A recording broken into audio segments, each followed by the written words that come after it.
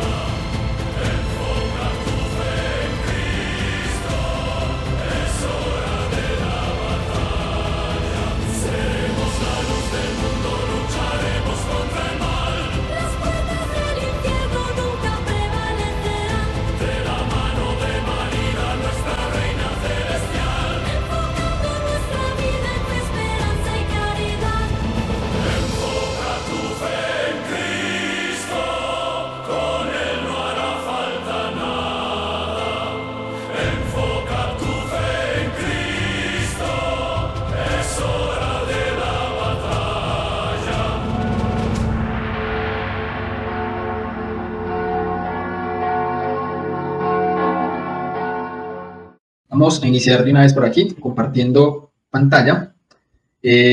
Bueno, mis hermanos, antes que nada, muchísimas gracias por permitirme en esta noche, en este momento, poder compartir con ustedes este tema tan importante. No solamente por el tema de la apologética católica, sino que para mí también es un tema muy importante como consagrado a la Santísima Virgen María. Entonces, bueno, voy a disfrutar también mucho este tema.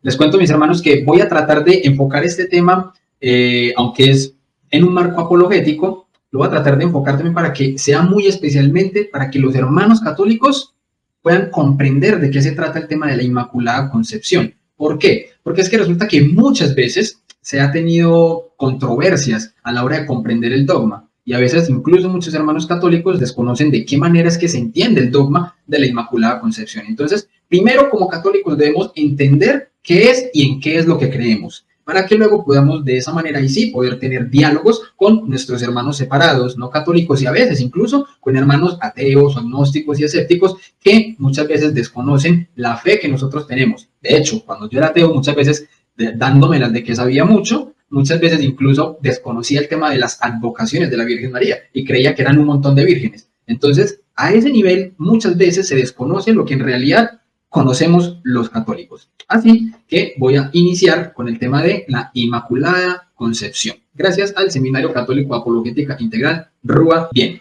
¿qué queremos decir con la Inmaculada Concepción? Bien, como católicos, nosotros lo que queremos decir con el dogma es que María fue creada y su creación fue completamente inmaculada, sin ningún pecado. Voy a tratar de leer esto que preparé, porque yo sé que si me doy confianza y empiezo a hablar y hablar y hablar, entonces me quedo explicando solamente el título del video y ahí se me va la hora.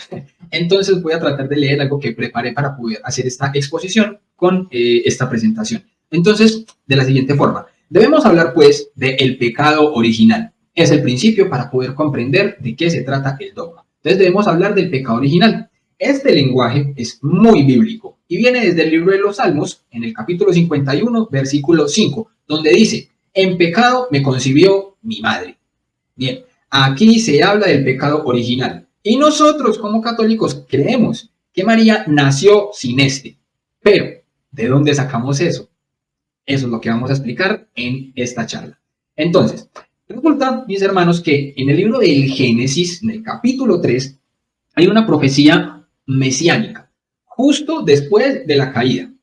Pues para los que de pronto no saben, la caída hay dos tipos. En el momento en el que es la caída desde el cielo, los ángeles caídos, Lucifer es expulsado, y en el momento en el que cae la humanidad, en el momento en el que pecan Adán y Eva. Entonces, justo después de la caída, por lo que está justo en el contexto de la caída de la humanidad, y es en esa profecía mesiánica donde tenemos cómo entender una enemistad, una guerra mortal, una barrera, un muro puesto entre el Mesías y la serpiente. Pero ojo, mis hermanos, porque esa barrera también está puesta ahí para la mujer, y lo pongo así en mayúscula, la mujer, porque como dice Génesis 3:15, y pondré enemistad entre ti y la mujer, y entre tu simiente y la suya.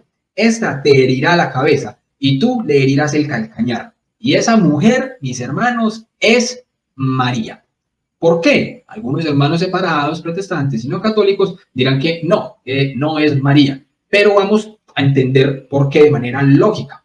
A ver, pensemos en esa enemistad, ¿ya? En esa enemistad que nos está narrando el libro del Génesis. Pensemos un momento en esa enemistad. Bien, en términos de quién hizo caso a las palabras de la serpiente y quién hizo caso a las palabras de Dios.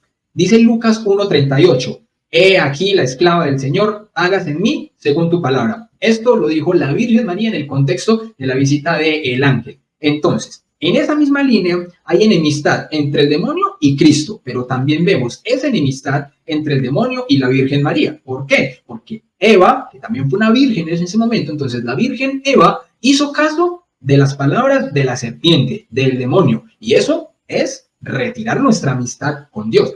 En ese momento que ella era amiga de Dios, crea una enemistad con Dios y una amistad con la serpiente. Por tanto, cuando nosotros decimos que hay una amistad con Dios, esa amistad con Dios no la puede tener la Virgen Eva porque ella de hecho pecó, pero la Virgen María, que sí es la que dice, he aquí la esclava del Señor, ella sí se hace amiga de Dios al no pecar. Entonces, los primeros padres vieron eso que estamos hablando en este momento y vieron que es un lenguaje increíblemente poderoso porque está justo en el contexto de hablar sobre el pecado original y está claro que la mujer María nunca estaría bajo el dominio del demonio. Y, por supuesto, hay mucha evidencia de esto en las escrituras y en los padres de la iglesia. ¿Que lo vamos a acotar toda en esta charla? Obviamente no. De hecho, no voy a acotar todos los argumentos que normalmente podemos tener como católicos en este tema. Voy a tratar de esbozar algunas de las fuentes y de las cosas más claras y de sentido común para que, como dije en el principio, el católico pueda comprender de qué se trata el dogma que profesamos como católicos sobre la Inmaculada Concepción.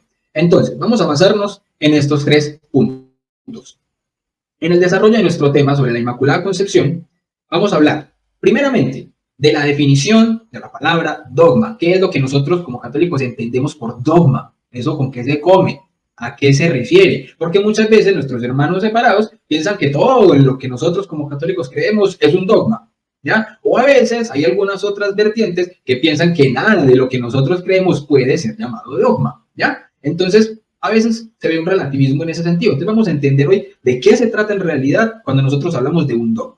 Luego vamos a ver una audiencia general de nuestro querido Papa San Juan Pablo II, donde habla al respecto de la declaración dogmática de la Inmaculada Concepción. Y es hermosísimas las palabras que dice nuestro Papa ya santo, San Juan Pablo II. Y finalmente vamos a ver unos apuntes apologéticos sobre la Inmaculada Concepción, para que también aprendamos a dar respuesta a algunas objeciones que normalmente se nos presentan. Bien, entonces vamos a iniciar con el tema de la definición de dogma.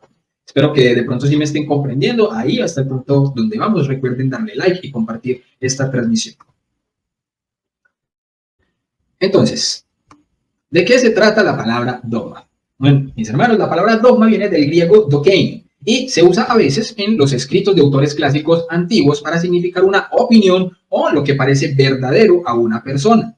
Otras veces para señalar una doctrina o posición filosófica, especialmente si se trata de las peculiares doctrinas de una escuela particular de filósofos, ¿ya? Es decir, que anteriormente también se usaba la palabra dogma para determinar una verdad creída por un grupo específico, ¿ya? Entonces, también a veces se refiere a un decreto u ordenanza pública, un dogma poiestai.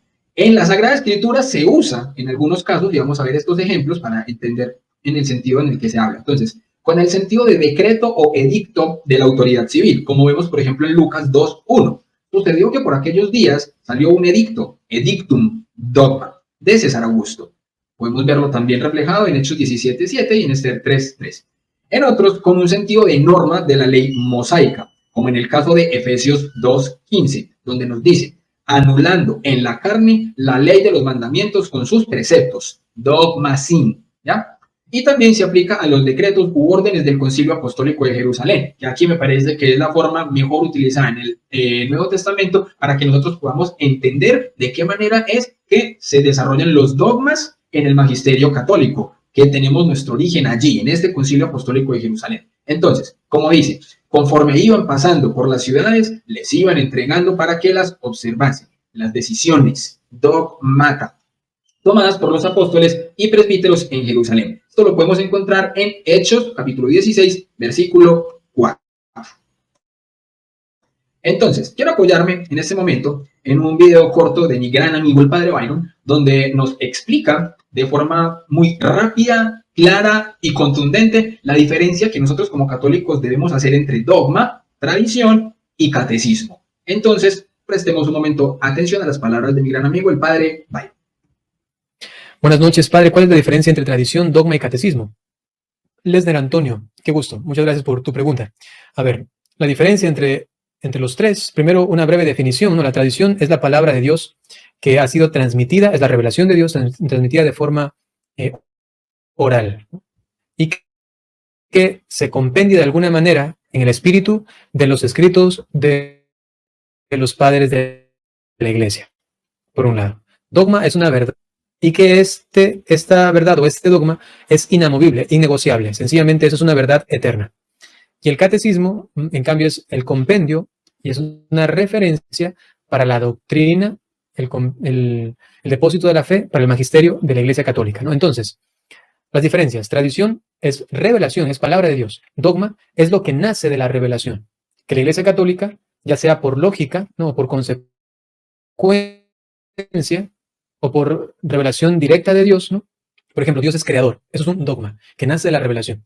Pero también puede ser por lógica, ¿no? Es decir, la Virgen María es madre de Jesucristo. Y como Jesucristo es Dios, entonces María es madre de Dios, ya que Jesucristo es Dios. Entonces, por lógica, también se deduce de la revelación. ¿Cuál es la revelación? Que María es madre de Jesucristo, que es Dios. Entonces, por lógica, sacamos el dogma de la maternidad divina. María es madre de Dios. Entonces, el dogma nace de la revelación. Y por último, el catecismo es el poner en escrito lo que debemos nosotros aprender al respecto de la revelación, del dogma, pero más allá también de todas las enseñanzas de la iglesia que tienen que ver con la fe y con la moral, ¿no? Entonces, así sería más o menos como la explicación para entender esas diferencias, ¿ya? Bien, entonces, con base en esto que acabamos de escuchar, siguiendo una larga tradición, actualmente entendemos por dogma una verdad que pertenece al campo de la fe o de la moral y que ha sido revelada por Dios, transmitida desde los apóstoles ya a través de la escritura y ya a través de la tradición y propuesta por la iglesia para su aceptación por parte de los fieles. Brevemente, dogma puede ser definido como una verdad revelada, definida por la iglesia. Las revelaciones privadas, ojo, las revelaciones privadas no constituyen dogmas, no constituyen dogmas, porque hay muchos hermanitos católicos que piensan que alguna revelación privada, algo emocional, o es que yo lo sentí porque yo sentí que Dios me dijo esto. Muy bien, Dios nos puede dar mensajes y revelaciones privadas que nos sirven para nuestra propia perseverancia en la fe, para confirmarnos en la fe, pero no son dogmas que deba creer toda la grey. Entonces, mucho ojo con eso, muchachos, que las revelaciones privadas no constituyen dogmas. Algunos teólogos incluso limitan la palabra definida a doctrinas definidas solemnemente por el Papa o por un concilio general, mientras que una verdad revelada se convierte en dogma aún cuando sea propuesta por la Iglesia por medio de su magisterio ordinario o su oficio de enseñar. El concepto dogma entonces abarca una doble relación, con relación divina y con la enseñanza autorizada de la Iglesia. Recordemos bien como nos dice Lucas 10:16, el que a ustedes escucha, a mí escucha. Eso se lo dijo ¿quién? ¿A quién? Nuestro Señor Jesucristo a sus apóstoles. Es autoridad de definir, ¿ya? Muy bien. Entonces, Entendido lo que significa dogma, ahora vamos a escuchar entonces las palabras de nuestro ya fallecido San Juan Pablo II en la audiencia general del miércoles 12 de junio de 1996, titulada La definición dogmática del privilegio de la Inmaculada Concepción. Quien quiera profundizar en esto puede leer en el Evangelio de San Lucas los versículos del 46, versículos 46 al 19 del capítulo 2. Muy bien, entonces, uno dice, y quiero leer esta carta precisamente, mis hermanos, porque como les digo, a veces los católicos somos muy perezosos en leer lo que nos enseña nuestra madre, la Iglesia Católica. Tenemos una riqueza impresionante en las encíclicas, en las enseñanzas papales a través de 2000 años de historia. Y muchas veces nos quedamos simplemente con el videito corto de 2 minutos en TikTok, ¿ya? Entonces es mucho lo que nos falta a nosotros por leer, por aprender. Entonces, y muchas veces los mismos católicos no nos metemos a profundizar en lo que es en realidad nuestra fe, como muchas veces también los hermanos separados van a pretender saber más catolicismo que la Iglesia Católica, ¿ya? Entonces, en este orden de ideas, mis hermanos, quiero que leamos juntos esta carta de la audiencia papal de San Juan Pablo II. ¿Listo? Dice entonces así. 1. La convicción de que María fue preservada de toda mancha de pecado ya desde su concepción hasta el punto de que ha sido llamada toda santa, se fue imponiendo progresivamente en la liturgia y en la teología. Ojo, progresivamente. Ese desarrollo suscitó al inicio del siglo XIX un movimiento de peticiones a favor de una definición dogmática del privilegio de la Inmaculada Concepción. Entonces ya eran muchas personas las que estaban pidiendo que se declarase como dogma, ¿ya? Entonces, esto de entrada nos da a entender que algo en la Iglesia Católica no es creído únicamente a partir de que se define el dogma. Bien, se define el dogma, a partir de este momento todo el mundo va a creer en esto y punto. No, quiere decir que desde antes ya se creía. Lo que pasa es que a partir del momento en el que se define como dogma, ya es, por así decirlo, una obligación del católico creerlo. Antes de eso es opcional, es opinable, se pueden tener posturas diferentes. ¿Por qué? Porque no es un dogma, ¿ya? Ya que como lo entendimos en la definición de dogma hace un momento.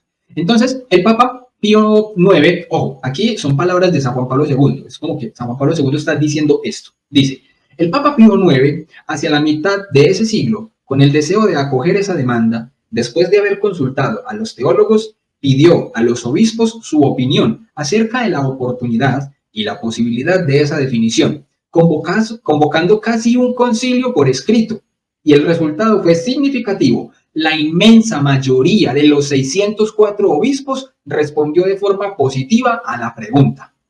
Bien, después de una consulta tan amplia que pone de relieve la preocupación que tenía mi venerado predecesor por expresar en la definición del dogma la fe de la Iglesia, se comenzó con el mismo esmero la redacción del documento. Qué belleza, ¿no? La Comisión Especial de Teólogos, creada por Pío IX, para la certificación de la doctrina revelada, atribuyó un papel esencial a la praxis eclesial, y este criterio influyó en la formulación del dogma, que otorgó más importancia a las expresiones de lo que se vivía en la Iglesia, de la fe y del culto del pueblo cristiano, que las determinaciones escolásticas. Finalmente, en el año 1854, Pío IX, con la bula Ineffabilis, proclamó solemnemente el dogma de la Inmaculada Concepción. Así, declaramos, proclamamos y definimos que la doctrina que sostiene que la Santísima Virgen María fue preservada inmune de toda mancha de la culpa original en el primer instante de su concepción por circular gracia y privilegio de Dios omnipotente, en atención a los méritos de Cristo Jesús, Salvador del género humano, está revelada por Dios y debe ser, por tanto, firme y constantemente creída por todos los fieles. Maravilloso. 2. La proclamación del dogma de la Inmaculada expresa el dato esencial de fe. El Papa Alejandro VII, en la bula Solicitudo del año 1661, hablaba de preservación del alma. ¡Ojo! Año 1661. Hablaba de la preservación del alma de María en el primer instante de su creación e infusión en el cuerpo. La definición de Pío IX, por el contrario, prescinde de todas las explicaciones sobre el modo de infusión del alma en el cuerpo y atribuye a la persona de María en el primer instante de su concepción el ser preservada de toda mancha de la culpa original. Vemos entonces cómo no se contradicen ninguno de los papas, sino que lo que hacen es darle de manera progresiva un mayor énfasis a un punto o a otro hasta llegar a la plenitud de la fe como nosotros la conocemos y hasta el punto en el que se dogmatiza una verdad revelada. Es impresionante. La Iglesia Católica es hermosa en esta forma de actuar, donde de ninguna manera, con ninguno de sus dogmas, contradice ninguna de las enseñanzas doctrinales de la Iglesia a través de todos estos 2000 años. ¿Ya? Bien, entonces, la inmunidad. La inmunidad de toda mancha de culpa original implica como consecuencia positiva la completa inmunidad de todo pecado y la proclamación de santidad perfecta de María, doctrina a la que la definición dogmática da una contribución fundamental. En efecto, la formulación negativa del privilegio mariano, condicionada por las anteriores controversias que se desarrollaron en Occidente sobre la culpa original, se debe completar siempre con la enunciación positiva de la santidad de María, subrayada de forma más explícita en la tradición oriental. Allí lo que nos está diciendo San Juan Pablo II, mis hermanos, es precisamente que en la ortodoxia oriental hay son un poco fuertes al ser detractores de esto, pero es un tema más del lenguaje, porque ellos piensan muchas veces que el lenguaje es un lenguaje muy latino, ¿ya? Pero resulta que en la definición y en las escrituras, hasta incluso en el griego original, vemos ya de manera implícita y a veces un poco explícita también la formulación de este dogma y esta creencia de la Inmaculada Concepción. De hecho, ya lo vamos a ver ahorita de una manera muy lógica, ¿ya?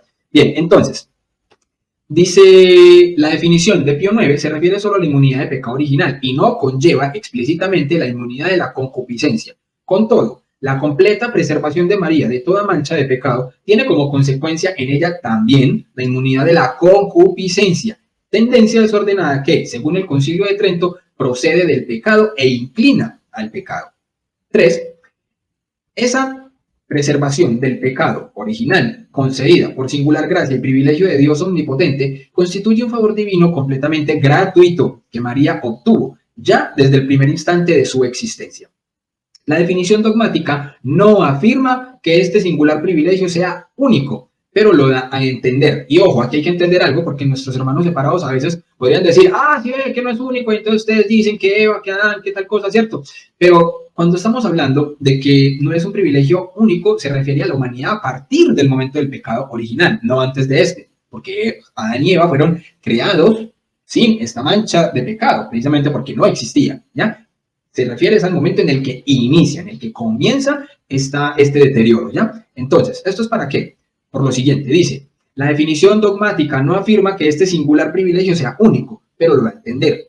La afirmación de esa unicidad se encuentra, en cambio, enunciada explícitamente en la encíclica Fulgens Corona del año 1953, en la que el Papa Pío VII habla de privilegio muy singular que nunca ha sido concedido a otra persona, excluyendo así la posibilidad sostenida por alguno, pero con poco fundamento, de atribuirlo también a San José. Yo en algún momento fui uno de los que dije, seguramente también nuestro queridísimo San José debió haber sido preservado del pecado original.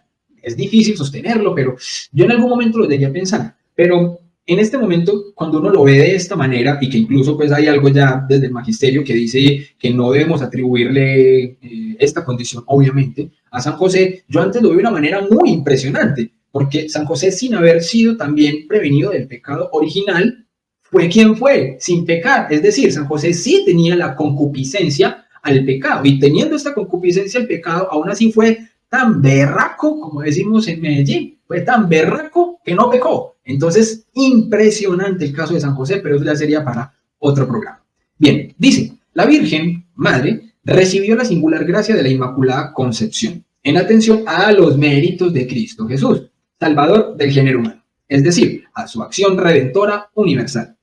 En el texto de la definición dogmática no se depara expresamente que María fue redimida, pero la misma bula Ineffabilis afirma en otra parte que fue rescatada del modo más sublime. Ojo, la Iglesia lo está diciendo, María sí fue rescatada, porque muchas veces a nosotros nos llegan con que es que los católicos creemos que María no necesitó ser salvada. No, la Iglesia ya lo dice, del modo más perfecto, ¿ya? Rescatada del modo más sublime. Esta es la verdad extraordinaria. Cristo fue el redentor de su madre y ejerció en ella su acción redentora, del modo más perfecto. Fulgens Corona.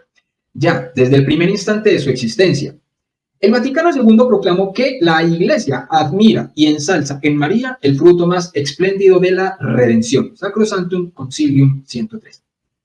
Finalmente, punto 4, dice San Juan Pablo II. Esta doctrina, proclamada de modo solemne, es calificada expresamente como doctrina revelada por Dios. El Papa Pío IX añade que debe ser firme y constantemente creída por todos los fieles. En consecuencia, quien no la hace suya o conserve una opinión contraria a ella, naufraga en la fe. Repito, quien no la hace suya o conserva una opinión contraria a ella, naufraga en la fe y se separa de la unidad católica. ¿Cómo así? Que nos anatemizan y eso y lo otro. Sí, se dice que se separa de la unidad católica. Por ende, un hermano protestante que está fuera de la unidad de la Iglesia Católica, pues está separado de la unidad católica cuando no cree en el dogma de la Inmaculada Concepción. ¿Ya? Entonces, al proclamar la verdad de ese dogma de la Inmaculada Concepción, mi venerado predecesor era consciente de que estaba ejerciendo su poder de enseñanza infalible como pastor universal de la Iglesia, que algunos años después sería solemnemente definido durante el Concilio Vaticano I. Así realizaba su magisterio infalible como servicio a la fe del pueblo de Dios, y es significativo que eso haya sucedido al definir el privilegio de María. Finaliza nuestro Papa querido San Juan Pablo II, diciendo así: saludos, queridos hermanos y hermanas, saludo ahora cordialmente a los peregrinos de lengua española presentes en esta audiencia, en particular a los religiosos franciscanos de América Latina, a los hermanos misioneros de enfermos pobres y a otros peregrinos venidos de España, a los peregrinos procedentes de México, de El Salvador, de Colombia y de Argentina. Que María Inmaculada acompañe y proteja siempre vuestro caminar en esta vida hacia la patria eterna. Con esos deseos imparto con afecto a vosotros y a vuestras familias la bendición apostólica. Yo, en este momento, me siento como un peregrino más al haber leído de esta manera esta encíclica papal, por tanto, en el nombre del Padre, del Hijo y del Espíritu Santo. Amén. Entonces, habiendo ya visto lo que significa el dogma, habiendo ya escuchado las palabras hermosas de San Juan Pablo II, vamos ahora sí a entrar a lo que sería la parte apologética sobre la Inmaculada Concepción. Espero, mis hermanos, que hasta este momento se esté entendiendo, que esté bien la charla, que les esté gustando, que la estén disfrutando. Recuerden que si de pronto queda alguna preguntita, al final se van entonces a tratar de contestar en la medida de lo posible y que Dios nos lo permita. Entonces vamos a continuar. El dogma de la Inmaculada Concepción fue definido en el año 1854. Esto quiere decir que por 19 siglos no fue puesto en duda que María fue concebida sin pecado. Alguien podía de pronto tener acercamientos, dudas, apreciaciones, interpretaciones que de pronto tergiversaban un poco la verdad completa sobre esta creencia de la Inmaculada Concepción, pero de allí a ponerlo en duda de manera tácita, hombre, la Iglesia durante 19 siglos no tuvo que definir un dogma al respecto, hasta que lo hizo, ¿ya?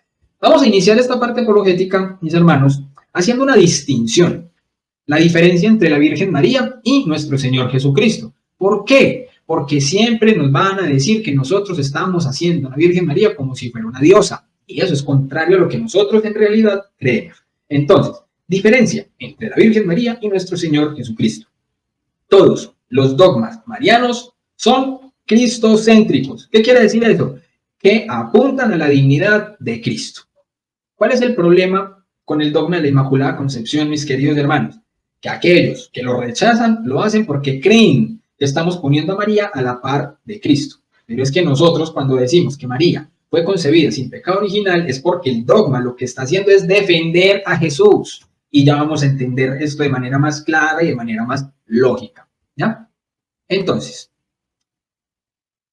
vamos a ver estas dos partecitas, a ver si de pronto lo empiezan a coger ya por inferencia lógica. Primero, vemos que la palabra de Dios en Hebreos 2:17 y en Hebreos 4:15 nos dice que Jesús fue semejante en todo a los hombres, menos en el pecado.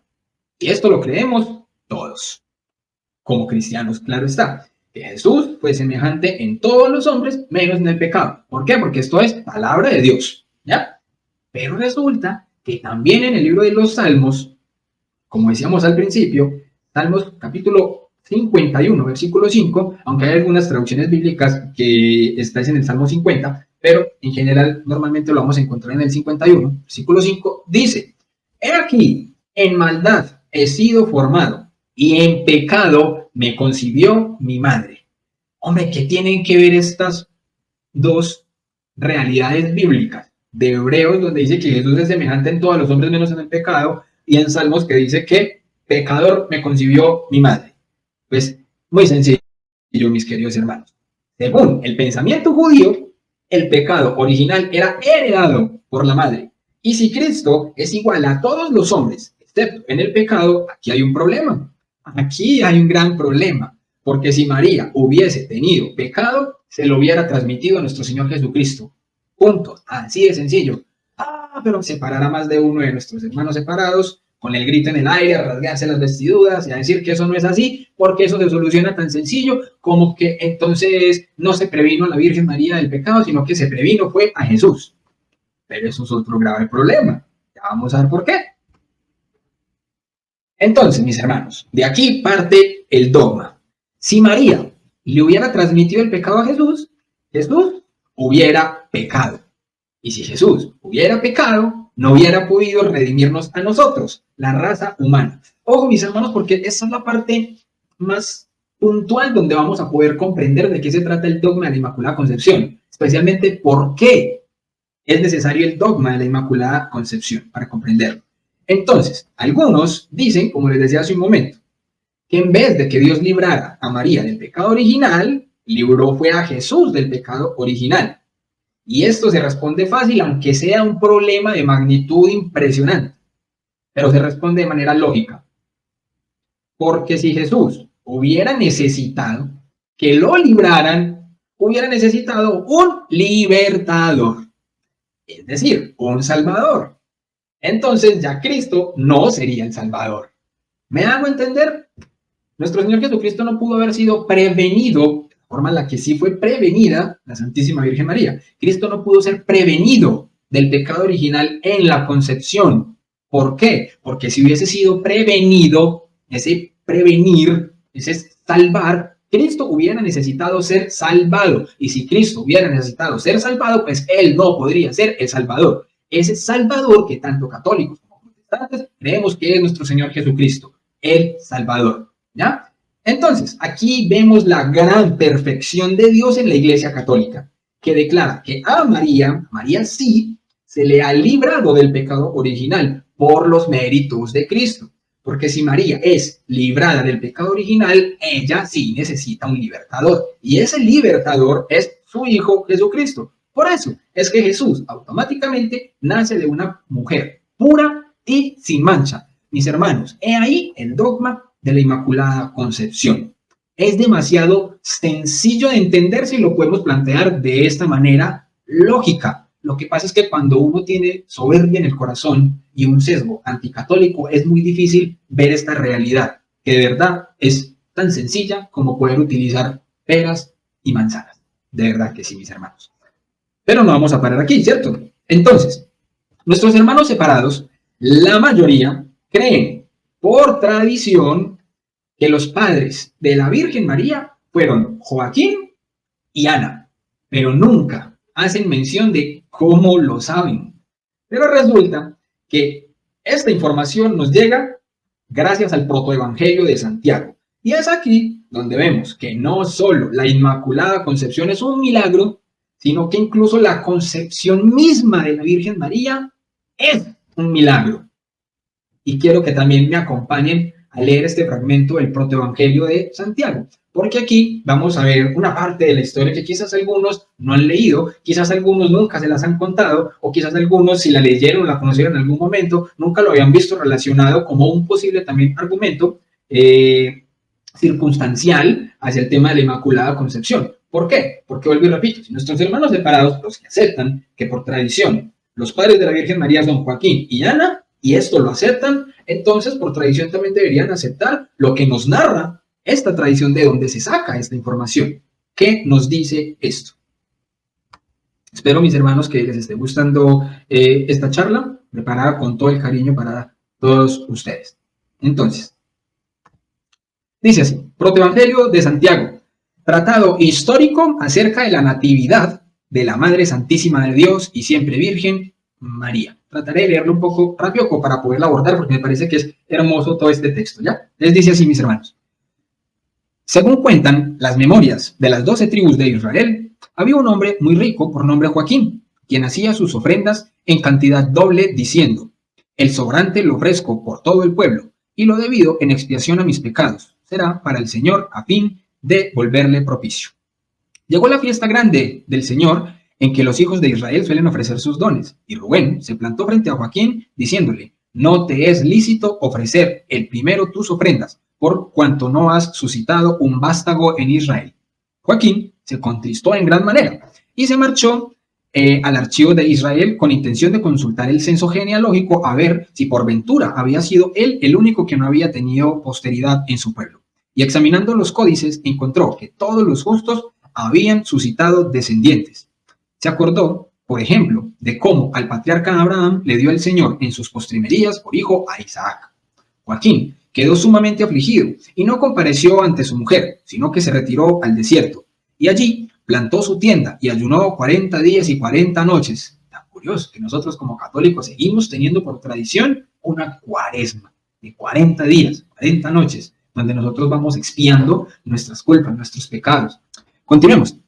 Entonces, allí plantó su tienda y ayunó 40 días y 40 noches, diciéndose a sí mismo, no bajaré de aquí a mi casa, ni siquiera para comer y beber, hasta tanto que no me visite el Señor mi Dios, que mi oración me sirva de comida y de bebida. 2. Y Ana, su mujer, se lamentaba y gemía doblemente, diciendo, lloraré mi viudez y mi esterilidad. Ojo, que la madre de la Virgen María era estéril, no podía tener hijos, aparte que ya era bastante anciana. Pero vino la fiesta grande del Señor y le dijo Judith, su criada, ¿hasta cuándo vas a estar humillando tu alma? Ya ha llegado la fiesta mayor y no te es lícito contristarte.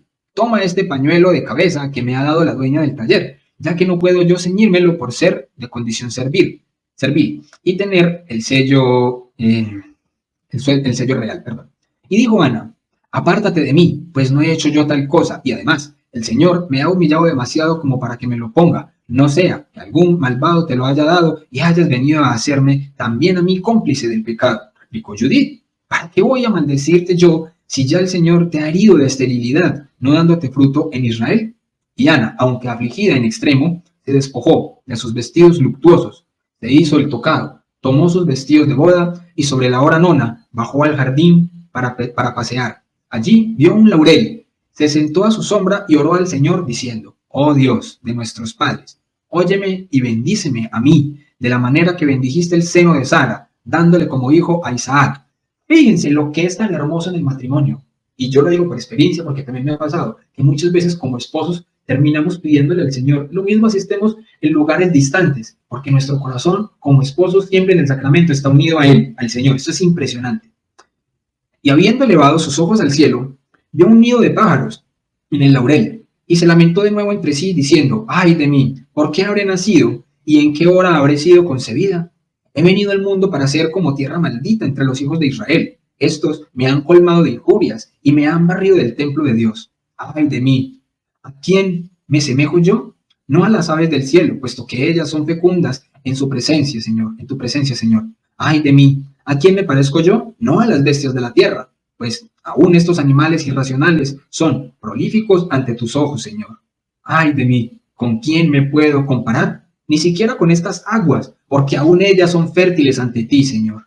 Ay de mí, ¿a quién me he igualado yo? Ni siquiera esta tierra, porque también ella es feraz, dando sus frutos oportunamente, y te bendice a ti, Señor. He aquí que se presentó un ángel de Dios, diciéndole, Ana, Ana, el Señor ha escuchado tu ruego, concebirás y darás a luz, y de tu prole se hablará en todo el mundo.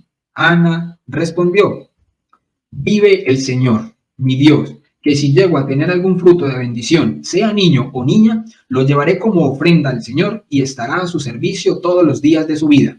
Entonces vinieron dos mensajeros con este recado para ella. Joaquín, tu marido, está de vuelta con sus rebaños, pues un ángel de Dios ha descendido hasta él y le ha dicho: Joaquín, Joaquín, el Señor ha escuchado tu ruego. Baja pues de aquí, que Ana, tu mujer, va a concebir en su seno. Y habiendo bajado Joaquín, mandó a sus pastores que le trajeran 10 corderas sin mancha, y estas, dijo, serán para el Señor, y 12 terneras de leche, y estas, dijo, serán para los sacerdotes y el Sanedrín, y finalmente 100 cabritos para todo el pueblo. Oh, la bella caridad, ¿no?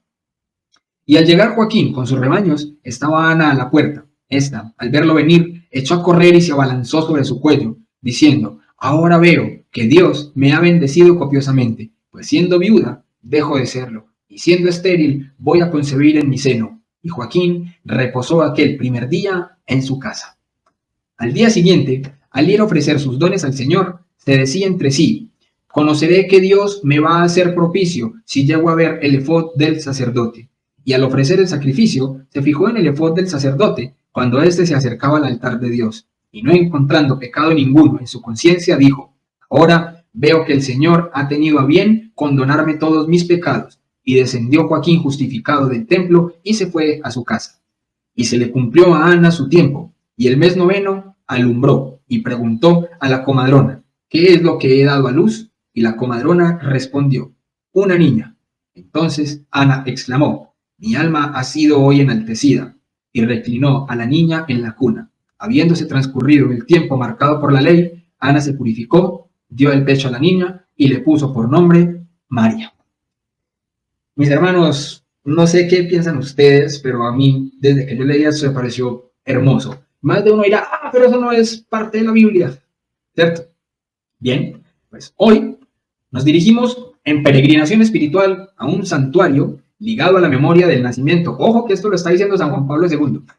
Entonces, hoy nos dirigimos en peregrinación espiritual a un santuario ligado a la memoria del nacimiento de la Virgen Santísima, una antigua tradición, a la cual hace referencia a un apócrifo del siglo II.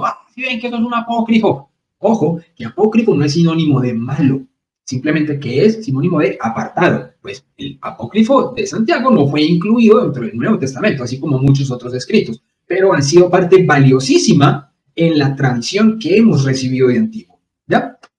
El protoevangelio de Santiago sitúa en Jerusalén, junto al templo, la casa en que nació la Virgen.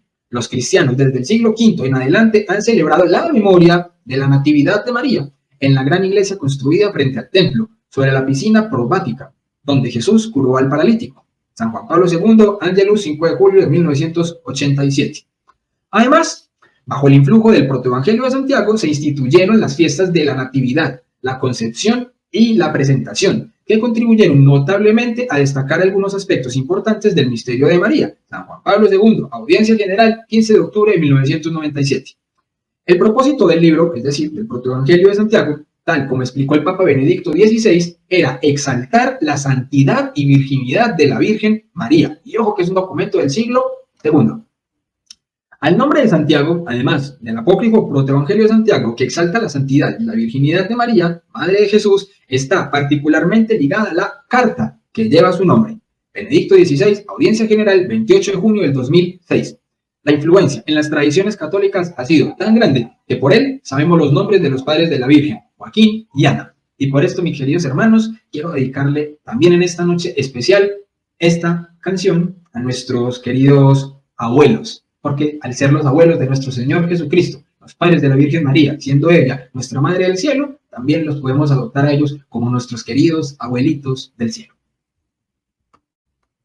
Desierto tuvo en sus entrañas, Dios hace milagros, hace hazañas,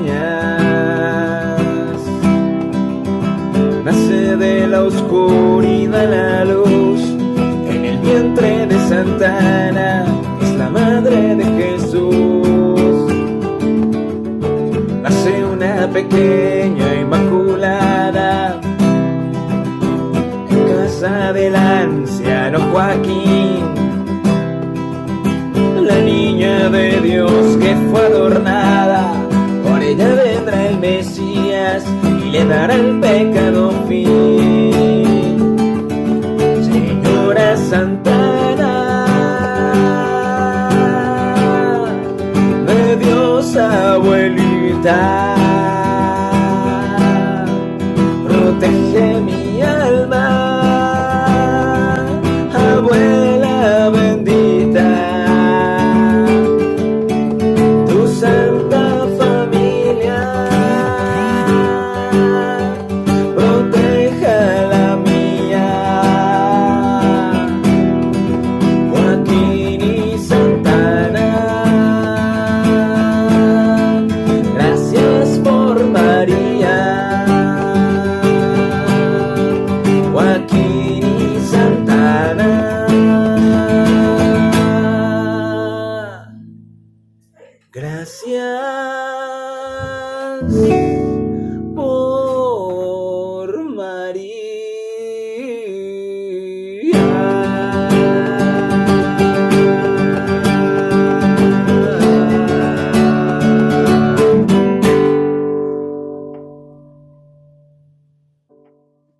Joaquín y Santa Ana, gracias por María. Entonces, continuando, tratemos de avanzar porque ya se va acabando el tiempo. ¿Qué significa llamar a María llena de gracia? Entonces, voy a tratar de finalizar con este argumento, aunque es un poco más largo el desarrollo. Quiero agradecerle de manera muy grande a mi amigo José Miguel Arraiz de apologéticacatólica.org. Gracias a él, muchos hemos obtenido una formación también impresionante en apologética católica en Latinoamérica.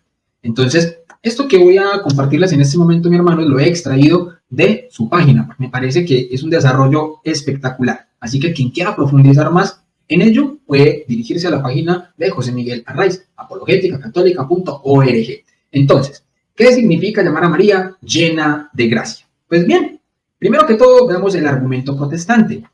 Ojo, no voy a decir que este es el argumento de todos los protestantes. ¿Por qué? Porque es el imposible. Hay muchos protestantes que no creen lo mismo, pero de manera muy genérica, eso es lo que suelen decir muchos hermanos protestantes al respecto de cómo nosotros llamamos a la Virgen María llena de gracia, que esto va completamente ligado al tema de la Inmaculada Concepción. Entonces dicen algunos hermanos protestantes, Roma se apoya para su dogma mariano en Lucas 1:28, y entrando el ángel en donde ella estaba dijo, salve muy favorecida, el Señor es contigo, bendita tú entre las mujeres. Veamos, salve en griego significa saludos, no es más que un hola actual.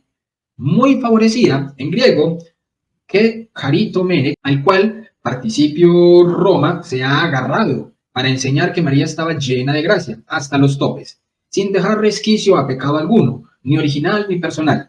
Carece de todo fundamento, y para refutarla basta con advertir que Efesios 1:6 usa exactamente el mismo verbo griego, sin que a nadie se le ocurra decir que todos los creyentes están llenos de gracia, a la manera que Roma dice de María. Hechos 4:33 dice, y con gran poder los apóstoles daban testimonio de la resurrección del Señor, y abundante gracia era sobre todos ellos, es decir, favor de Dios para con todos, cumpliéndose así las palabras del ángel de Lucas 2:14. En la tierra paz, hacia los ángeles, Lucas 2:14, en la tierra paz, buena voluntad para con los hombres. Entonces, ¿cómo responder a esto, mis queridos hermanos, y cómo hacer de una vez, por partida doble, el desarrollo de lo que nosotros llamamos el argumento de charitomene, que para mí es espectacular? Entonces, esta imagen a mí me encanta. Entonces, lo primero que hay que aclarar es que llena de gracia sí es una correcta traducción para la palabra charitomene. Aunque, si hemos de ser precisos, ni siquiera esta traducción abarca el profundo significado de esta palabra. ¿Por qué? Porque aquí, en esta imagen, podemos ver lo que en realidad significa. De hecho, podríamos decir es que charitomene significa la que fue, es y será completamente llena de la gracia de Dios. Y donde abunda la gracia de Dios, no puede haber pecado. Entonces, de la Virgen María, con esta palabra que el ángel le dio, y que, por cierto, cuando le dice salve, eso no es un simple hola como el que podemos tener hoy en día. Si no, sería decir un anacronismo gigantesco, porque para la época de la Virgen María, la palabra salve, es una palabra que solo se le daba a los reyes, a la realeza. Y ojo, que quien le está diciendo a la Virgen María, salve María, es un ángel enviado por Dios. Y el ángel no va a decir algo que no crea Dios. Así que, por tanto, ya el ángel le está atribuyendo a María una característica de reina, de realeza. Salve María, llena de gracia. Charitomene, le está concediendo que fue, es y será siempre de manera perdurable, llena de gracia. Entonces, la palabra Es una extensión de 3 palabras. Charito mene, que charito mene, ¿ya? Entonces, dice así, significa gracia. Y el que es un prefijo de que charito, que significa que la palabra está en tiempo perfecto. Este indica un estado presente, producto de una acción completada en el pasado. Mene hace esto un participio pasivo. Pasivo significa que la acción es realizada en el sujeto. En nuestro caso, la Virgen María, por otra persona. En este caso, ¿quién? Dios. Resumiendo, la palabra que jarito mene de María es un participio pasivo de que jarito, de jarito. Es Dios el autor de su estado de gracia, llenada, colmada completamente de gracia. También es importante, mis hermanos, hacer notar que cuando el ángel Gabriel utiliza que jarito mene para referirse a María, lo hace como pronombre. ¿Qué es un pronombre? Un pronombre toma el lugar de un nombre o de un título, lo cual representa la identidad de la persona de la que se está hablando. Así, María es identificada con un simple término, el cual no es su nombre, María. En base a esto, nosotros interpretamos que el ángel no está diciendo que María está llena de gracia en ese momento, sino que se está refiriendo a ella como la llena de gracia, la colmada de gracia. Ahora, este estado, siendo producto de una acción pasada, por ser un participio pasivo perfecto, viene indicando una perfección de la gracia, que es intensiva y extensa. El estado de María es un estado de acción pasada de Dios hacia ella, donde la ha colmado de gracia, quedando identificada de este modo. O sea, ella en cualquier momento de su existencia es la llena de gracia. Por tanto, en ningún momento de su existencia puede haber ni una sola marca de pecado. Bien, cabe resaltar entonces que esta palabra con la que el ángel identifica a María solamente es utilizada para ella en toda la Escritura. Y la verdad, no sé de dónde algunos hermanos protestantes sacan que Efesios 1:6 utiliza el mismo verbo. En primer lugar, allí aparece la palabra carito, que es distinto a que jaritomene. Como hemos visto, que jaritomene no está conjugado de la misma manera que jarito, ya que es un participio pasivo en tiempo perfecto, utilizado como pronombre, lo cual es lo que le da a que jaritomene la implicación de que el estado de gracia de María es total y permanente. Un caso similar lo tenemos también cuando la Biblia habla de Esteban, que esto es otra cosa que los hermanos dicen, Esteban también le dijeron lleno de gracia. Bien, la Escritura narra en Hechos 6:8 que estaba Esteban lleno de gracia y de poder. Entonces, si Esteban estaba lleno de poder, ¿también era omnipotente? No. Sin embargo, aquí ocurre algo similar y se trata de un adjetivo, pleres, lleno, seguido del genitivo jarito, charitos, de gracia. Los adjetivos reflejan cualidades de los sujetos, mientras que los pronombres sustituyen o identifican al sujeto en una oración. Así, hay una diferencia entre la palabra utilizada con María y la utilizada con Esteban, ya que la primera, o sea, la de la Virgen María, implica un estado permanente de gracia, mientras que la segunda a un estado de Esteban en el que es en ese momento, así como cuando nosotros vamos al confesionario como católicos. ¿Hemos pecado? Sí. Se nos da la absolución. En ese momento estamos llenos de gracia. ¿Por qué? Porque se nos ha concedido el perdón. Tenemos ahí en ese momento la gracia. Pero en ese momento, es una gracia de ese momento. ¿Hasta cuándo? Hasta que volvamos a caer en pecado. Ahí perdemos ese estado de gracia. Diferente de la Virgen María, que tiene un estado de gracia permanente. Eso significa que jaritomene. ¿Ya? Entonces, como les decía en el principio, mi hermano, de este argumento, he sacado esta información de la web de mi amigo José Miguel Arraiz, que para los que no la conocen o no saben quién es él, pues es una leyenda apologética en Latinoamérica. Gracias a él, muchos hemos obtenido una formación en diversos temas desde hace muchos años. Bien, mis hermanos, finalizo entonces de esta manera la exposición sobre la Inmaculada Concepción de la Virgen María. Entonces voy a mirar aquí. Muy bueno, muy buena exposición. Espero que los hermanos hayan estado bien pendientes de cada detalle, porque mira, aquí yo hice unas cuantas anotaciones. Bueno, he estado viendo a ver si hacen una pregunta. Solamente hicieron una preguntita, un hermanito que se llama Gora Exorcitarum. Bueno, me extrañó mucho la pregunta, estuve respondiéndosela porque creía que no estaba envuelto con el tema, pero sí tiene parte envuelto, claro que sí. El tema es, mi pregunta es, ¿qué es el pecado original? Claro que sí, perfecto, me parece fantástica la pregunta. Yo creo que quizás haya faltado explicar eso en el principio. Lo que pasa es que muchas veces uno asume cosas pensando que los demás ya todos las han de saber. Y eso es un error muchas veces en el que va a exponer. Así que de antemano me disculpo y claro que sí, mi hermano. El pecado original es el momento de la caída de la humanidad. Adán y Eva fueron creados limpios, fueron creados sin ningún tipo de pecado, pero con el libre albedrío. Y dice la narración de Génesis que la serpiente, a través de sus artimañas y sus mentiras, convence a la Virgen Eva de comer el fruto prohibido. Y ojo, la Biblia en ningún momento dice que el fruto es una manzana, ni que es esto, ni que es lo otro. No, cuando hablamos del fruto prohibido estamos hablando de la desobediencia. Lo que hizo lo que hizo Eva fue desobedecer a Dios, que les dijo, no coman del fruto prohibido.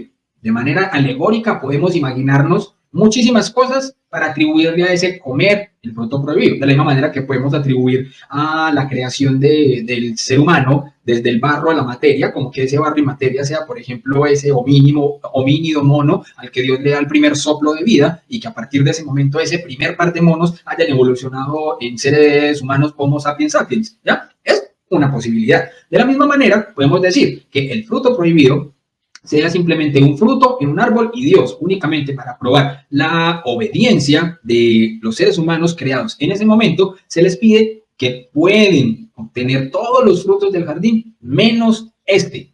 Únicamente este no. Y la serpiente convence a Eva de que sí come ese fruto porque Dios no quiere que ellos se den cuenta del conocimiento del bien y del mal. Y en el momento en el que Eva desobedece a Dios y come el fruto y convence a Adán también de comer del fruto, nuestra raza humana cae. A ese momento se le llama el pecado original. Y muchos preguntan a veces, hombre, pero ¿cómo así que ese pecado que cometieron esos dos primeros seres humanos me tiene que repercutir a mí? No me parece justo. Bueno, dos cosas. La primera, si fuéramos cualquiera de nosotros, no solamente nos comemos ese fruto, nos comemos todo el árbol entero. Así de sencillo, así de perversos somos, ¿ya? Entonces, eso como primer lugar. Y en segundo lugar, en el momento en el que se comete ese pecado, ¿por qué eso llega hasta nosotros de generación en generación? Es muy sencillo y lo pongo como una analogía. Digamos que yo como padre de familia me gano mi salario, mi sueldo con mi trabajo y todo eso, ¿cierto? Y con ese salario yo tengo que pagar el alquiler de la casa, comprar la comida, el mercado, pagar el estudio de los hijos, pagar todos los gastos que uno puede tener como padre y cabeza de familia. Pero resulta que el día que me llega a mí mi sueldo, yo cojo ese sueldo y me voy para el casino, y en el casino me gasto todo ese dinero en pecado, en maquinitas y todo eso, lo despilfarro y me quedo sin un solo peso. Ojo, que el pecado lo cometí yo, pero ¿me veo afectado únicamente yo? No, también mi familia, porque no hay ni plata para el alquiler, entonces no tenemos casa, no hay plata para la comida, entonces no hay comida, etcétera, etcétera, etcétera. Una acción mía como cabeza de familia tiene consecuencias en mis seres queridos. Por tanto, en la primera acción, ese primer pecado de nuestros padres, cabeza de toda la humanidad, repercute y ha tenido consecuencias en todos nosotros como sus hijos. Espero que de pronto se haya entendido esa explicación. Bueno, tengo otra más. Ya tenía otra porque él también preguntó que si de dónde encontramos eso en el Antiguo Testamento. Ya te lo dijo indirectamente dónde era, que era en Génesis 2, en Génesis 3. Lo dijo indirectamente ahí. Algo muy interesante que estuve escuchando es con respecto a la definición que tenía un papa y la definición que tenía, ¿quién era el otro? Sí, San Juan Pablo II, con relación a, perdón, Pío IX con relación al Papa VII, sí. Es correcto. Uno decía que el pecado, que la Inmaculada María era con respecto al alma misma y otro decía que era lo con respecto a la concepción. El ser completo. El ser completo. La pregunta sería, ambos entonces en sí están indicando lo que es la Inmaculada Concepción. Lo que pasa es que lo que difiere es el tiempo. ¿Dónde fue exactamente? ¿Cómo así? ¿En qué año fue que se dijo? Lo que difiere es cuándo fue. Si fue en el momento del alma o en el momento del ser. Eso es lo que diferenciaban. No es lo que diferencian. Lo que están queriendo decir es que, por ejemplo, el Papa, no me acuerdo el nombre, pero pues, séptimo, si quieres yo miro por aquí, creo que lo tengo así a la mano cerca. Lo que este Papa estaba diciendo era que María había sido preservada del pecado, era en su alma.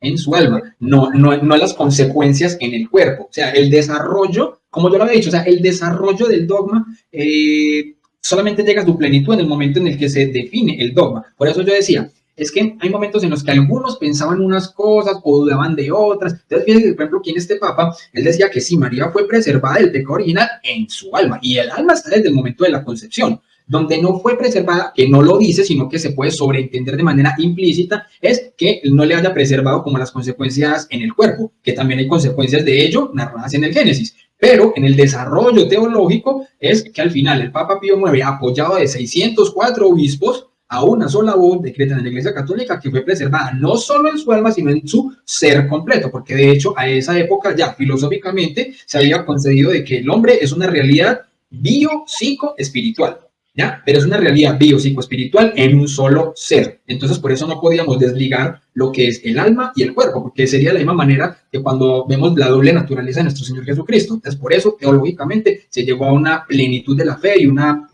a una definición del dogma de una manera perfecta.